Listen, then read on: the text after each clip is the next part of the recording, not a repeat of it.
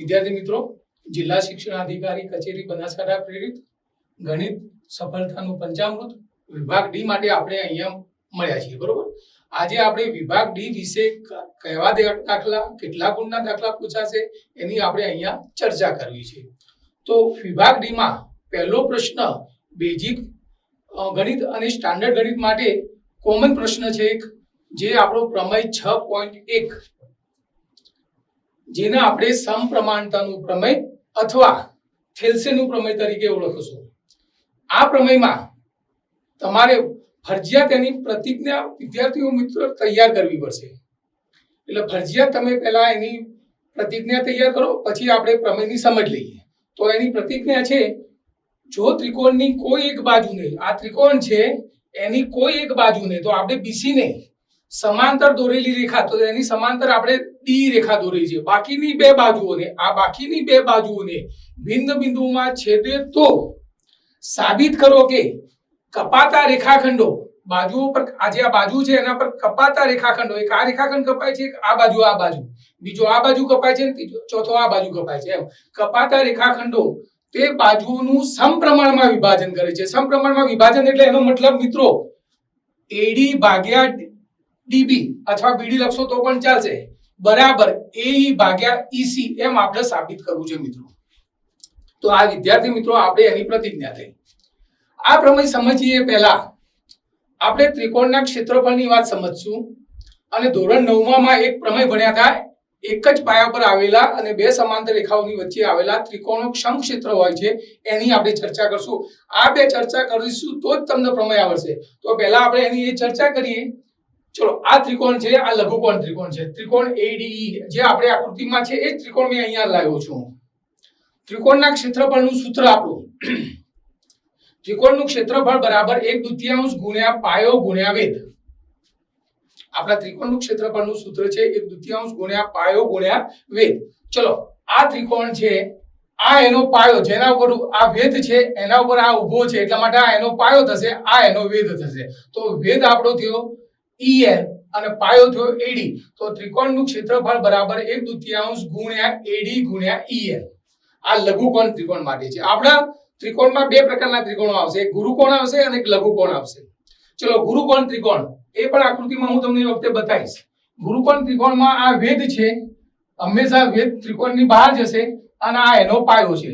તો ત્રિકોણનું ક્ષેત્રફળ બરાબર 1/2 પાયો ગુણ્યા વેધ બરાબર 1/2 ગુણ્યા આપણો પાયો છે DB અને વેધ છે EN ગુણ્યા EN।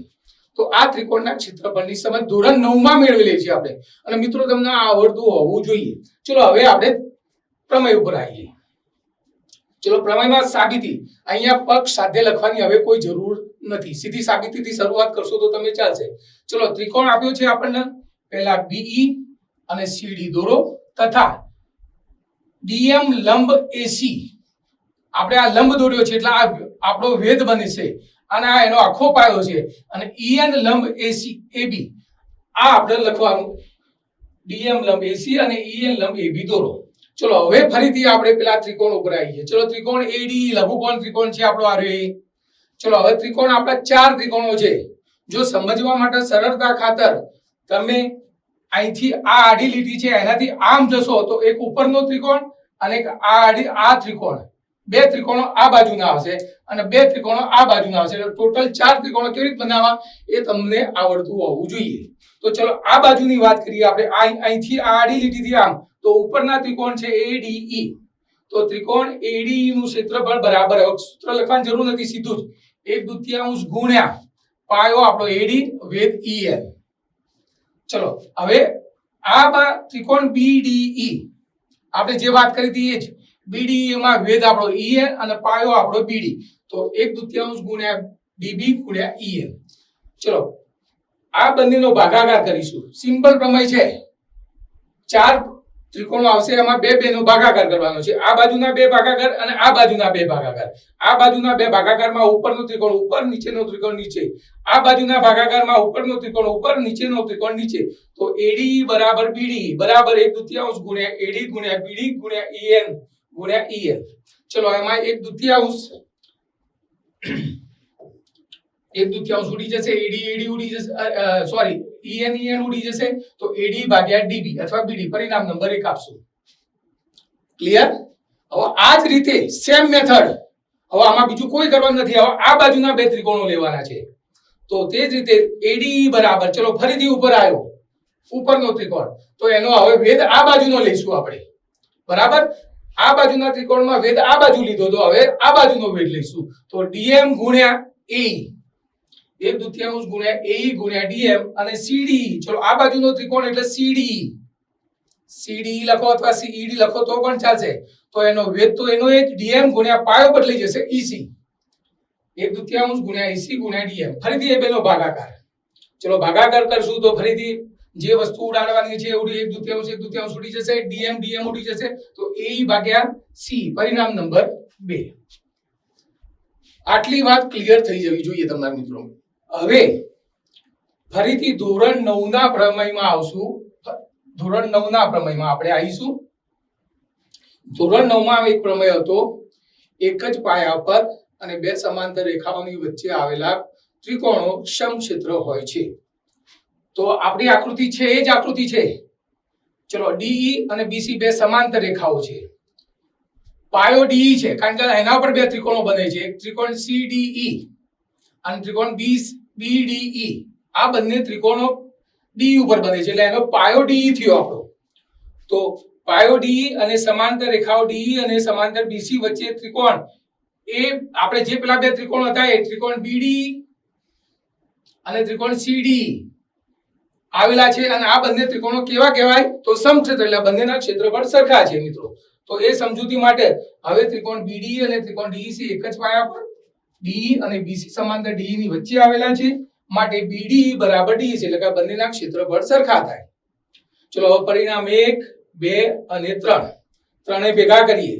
ચલો ઉપરના બે ત્રિકોણો તો સરખા હતા જ, ચલો નીચેના બે ત્રિકોણો પણ સરખા થયા, તો આખી બંને વસ્તુ સરખી થઈ. તો સમીકરણ 1, 2 અને 3 પરથી AD ભાગ્યા DB બરાબર AE ભાગ્યા EC જે આપણે સાબિત કરવાનું હતું મિત્રો. અને બિલકુલ સહેલો પ્રમેય છે, પ્રમેય કોઈ ભારે નથી. બરાબર? 4 ગુણનો પ્રમેય પૂછાય છે એટલે પ્રમેય ખાસ તૈયાર કરજો.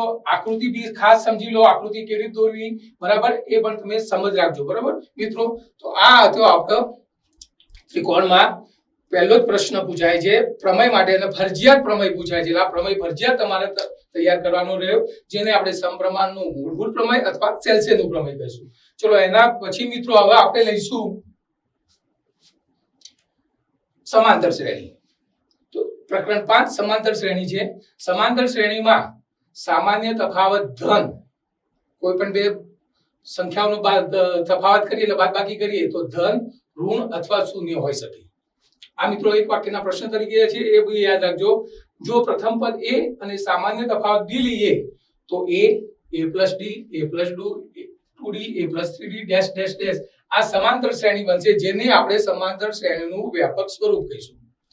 અહીંયા મિત્રો બે જ સૂત્રો છે, બે સૂત્રોનો ઉપયોગ કરીને દાખલા ગણવાના છે. માટે એ બે સૂત્રો કયા છે?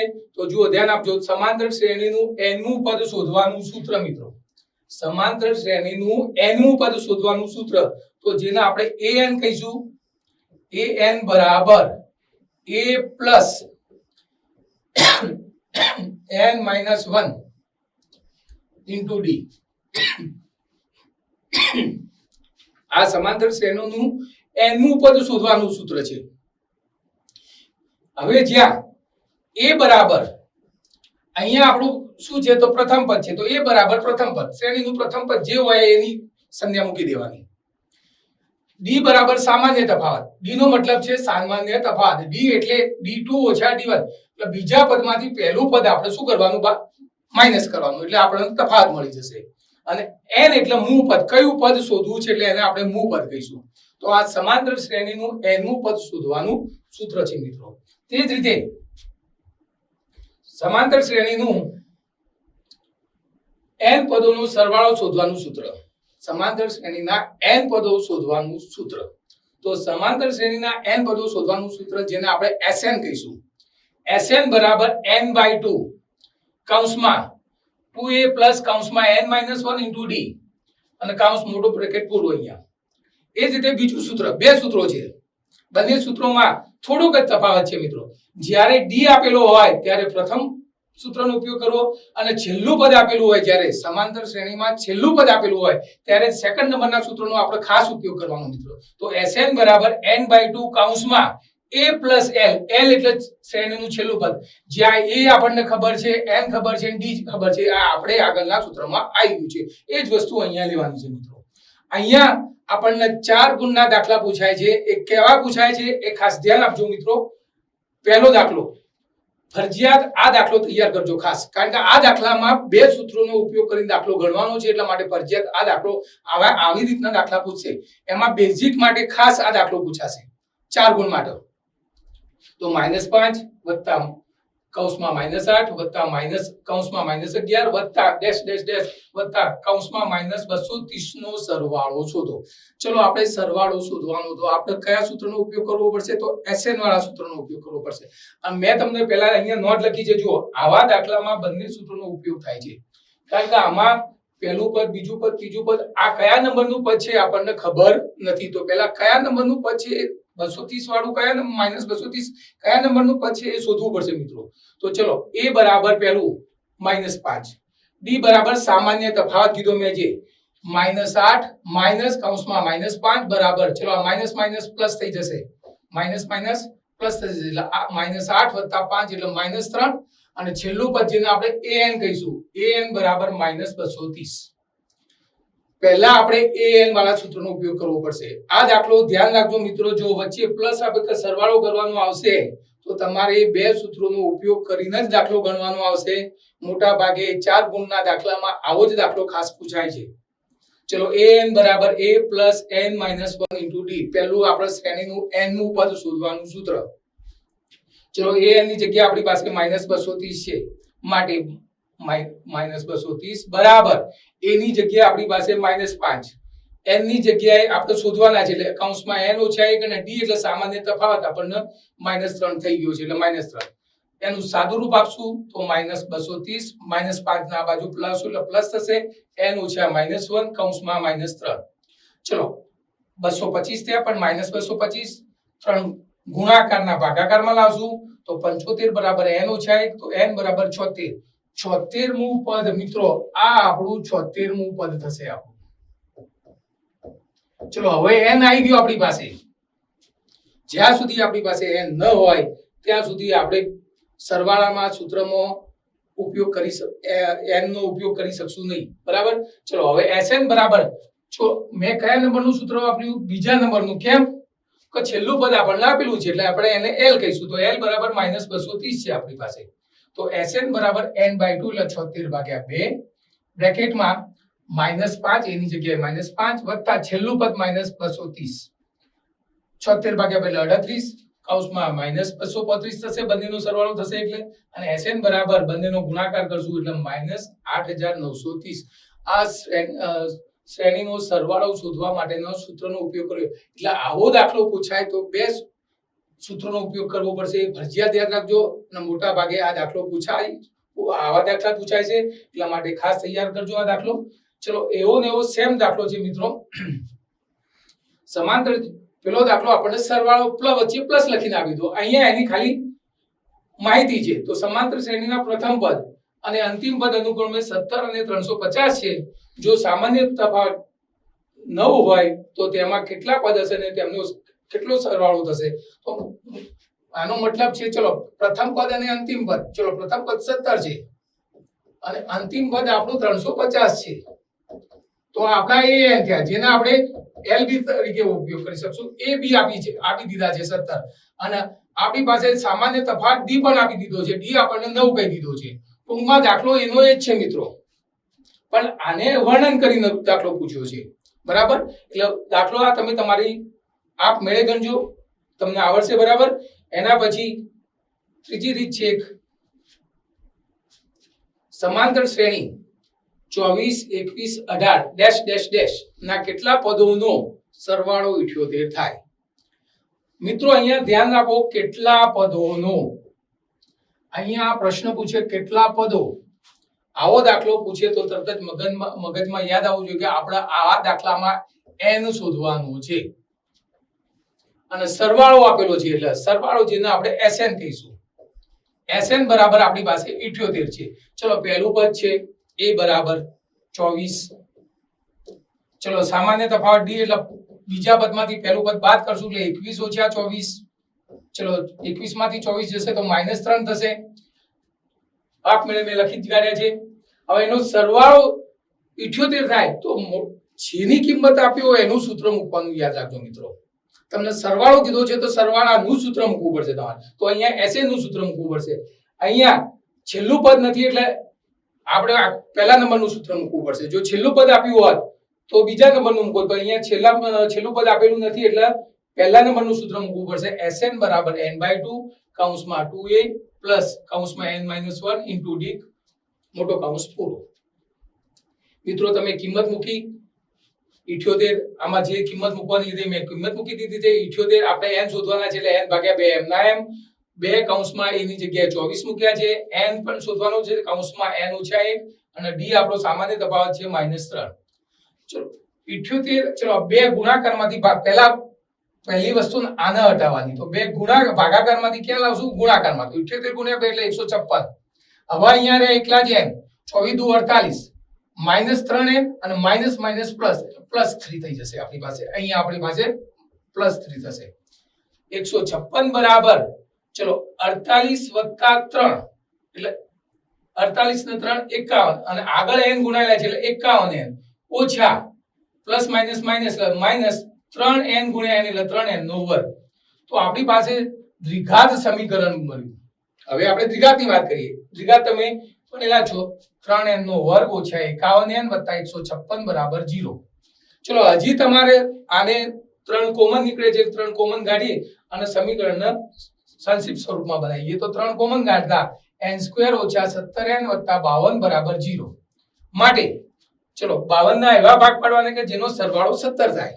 એ આપણે ભાગ પાડવાની રીતમાં અવયવોમાં શીખેલા છીએ. તો 13 × 4 52 અને 13 ને 4 17. તો n ઓછા 13 n ઓછા 4 બરાબર 0. તો n બરાબર 13 અથવા n બરાબર 4. તો આના કેટલા પદોનો સરવાળો થયો થાય તો n બરાબર 13 પદોનો અથવા n બરાબર 4 પદોનો સરવાળો આપણી પાસે 78 થશે. બરાબર મિત્રો આ એક બીજી રીત છે. ત્રીજી રીત એક શાળામાં વિદ્યાર્થીઓનું વાયુ પ્રદૂષણ કરવા માટે શાળાની અંદર અને બહાર વૃક્ષ વાવવાનું વિચારે છે. એવું નક્કી કરાયું કે પ્રત્યેક ધોરણનો પ્રત્યેક વિભાગ તે જ ધોરણમાં ભણતા હોય તેટલા વૃક્ષ વાવશે. દાખલા તરીકે ધોરણ 1 નો વિભાગ 1 વૃક્ષ, ધોરણ 2 નો વિભાગ 2 વૃક્ષ અને આવું ધોરણ 12 સુધી ચાલશે. દરેક ધોરણમાં 3 વિભાગ છે. કેટલા વૃક્ષોનું વાવેતર થશે?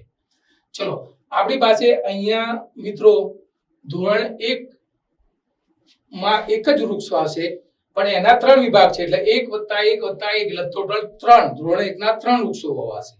એ જ રીતે ધોરણ 2 ના દરેક ધોરણને 2 વૃક્ષ વાવવાના છે એટલે આ પાસે આપણા વિભાગ 3 છે તો 2 + 2 + 2 એટલે 6. તો આપણી શ્રેણી બનશે ધોરણ 12 સુધી એટલે 3 6 9 અને 12 3 36. છેલ્લું પદ એટલે 36 થશે. તો આપણી પાસે a બરાબર 3 થયો, d બરાબર 6 ઓછા 3 એટલે 3 થયા, છેલ્લું પદ an બરાબર 36 અને ટોટલ ધોરણ 12 છે એટલે n બરાબર 12. અને કેટલા વૃક્ષોનું વાવેતર કેટલા વૃક્ષો વાવવાના છે એટલે એનો ટોટલ સરવાળો કરવાનો છે.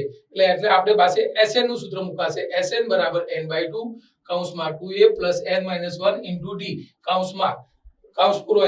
અહીંયા તમે કિંમત મૂકી. હવે દાખલો તમારા માટે સહેલો થઈ ગયો હશે.